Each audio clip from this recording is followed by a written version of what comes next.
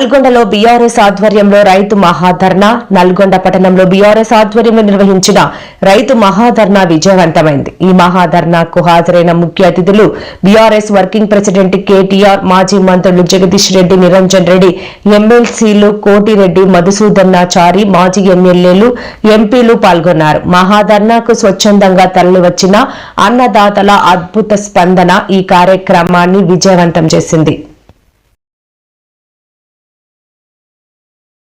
బాగా నీలుగుతున్న మంత్రులు ఎవరైతున్నారో రైతు బంధు అడిగితే చెప్పుతో కొడతా అనే మంత్రి ఒకడు ఉన్నాడు. ఇంకా చాలా మంది మీటింగ్ పెట్టుకుంటామంటే అడ్డుకునే సన్నాసి మంత్రి. ఇంత భయపడతాడు ఎవడన్నా మీటింగ్ పెట్టుకుంటామంటే? అంత భయం ఎందుకు నీకు? భూపాల్ రెడ్డిని తీసుకుపోయి పోలీస్ స్టేషన్లో పోలీసు వాళ్ళు అడ్డం ఉండి భూపాల్ రెడ్డి మీద దాడి చేస్తావా?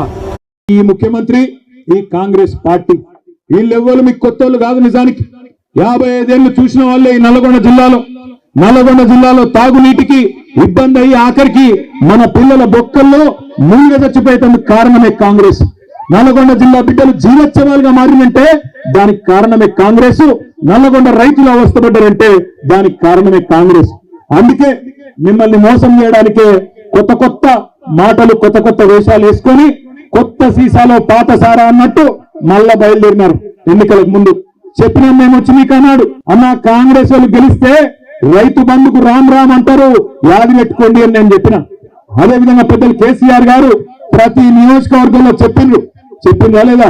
ఇవాళ రైతు బంధు సంవత్సరం దాటిపోయింది, 14 నెలలైంది, రూపాయి ఇయ్యలేదు రైతు బంధు. మొట్టమొదటిసారి ఆనాడు కేసీఆర్ ప్రభుత్వమే ఎలక్షన్ల ముందు ఇద్దామని పెడితే ఆ రోజు రేవంత్ రెడ్డి ఉత్తరం రాసి ఆపిండు. ఉత్తరం రాసి ఎలక్షన్ కమిషన్ కు ఆపిండు.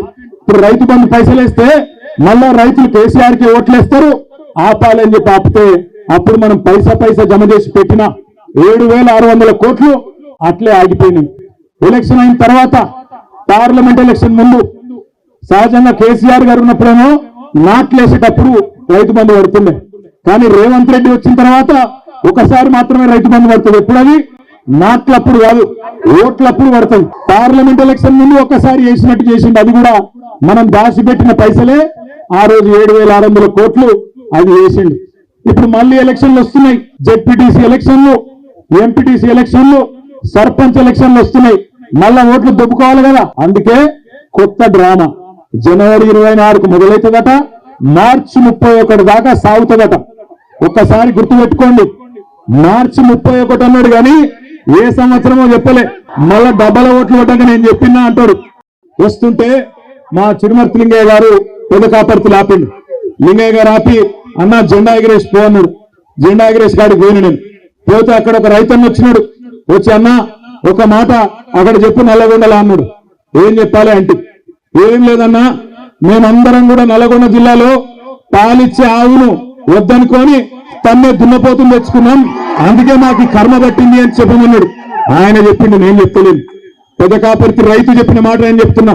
జూటా మాట చెప్పకుండా కేసీఆర్ గారు ఆనాడు రైతుల మీద ఉన్న ప్రేమతో ఒకవైపు రుణమాఫీ చేయంగానే ఇక ఈ పైసలు ఖచ్చితంగా మళ్ళీ రైతులకు వేయాలని చెప్పి ఆనాడు 2017 సంవత్సరంలో భారతదేశంలోనే మొట్టమొదటిసారిగా స్వాతంత్రం వచ్చిన తర్వాత 73,000 కోట్లు వేసినప్పుడు కేసీఆర్ గారు ఎన్నడూ ఇట్లాంటి విన్యాసాలు చేయలే. టకీ టకీ మన పడతాయని డైలాగులు కొట్టలే.